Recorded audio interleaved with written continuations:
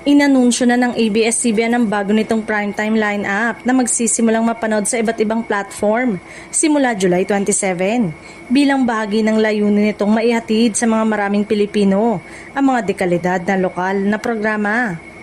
Pangungunahan ng hit action romance series ni Coco Martin na si Gabo ang primetime block sa 8 p.m. Pinagbibidahan ito ni Coco Martin at Julia Montes na patuloy na sinusubaybayan ng maraming manonood dahil sa matinding aksyon at emosyonal nitong kwento. Sa 8:45 p.m. naman ay mapapanood ang inaabangang teleseryeng Someone Somebody na hudyat ng pagbabalik ni Catherine Bernardo, James Reid at Maha Salvador sa primetime. Marami excited sa tambalan at bagong storyang ihatid ng serye. Susundan ito sa 9:30 p.m. ng romantic thriller na A Secret in Prague na pinagbibidahan ni Enrique Hill at Andrea Brillantes.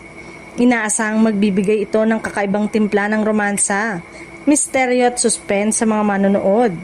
Samantala, mapapanood na rin ng kapamilya viewers ang book 2 ng inspirational drama na My Best Friend Eman na pinangungunahan ni JM De Guzman at Shain na Magdayaw. Mapapanood ito tuwing Lunes hanggang Sabado, 2:30 ng hapon bilang bahagi ng afternoon programming. Mapapanood ang lahat ng naturang programa sa All TV2, TV5, A to Z Kapamilya Channel, Kapamilya Online Live sa YouTube at Facebook, I Want at TFC. Sa pamamagitan ng patuloy na collaboration ng iba't ibang platform, mas maraming Pilipino ang magkakaroon ng pagkakataong makapanood ng mga programang nagpapakita ng husay at talento ng mga Pilipino.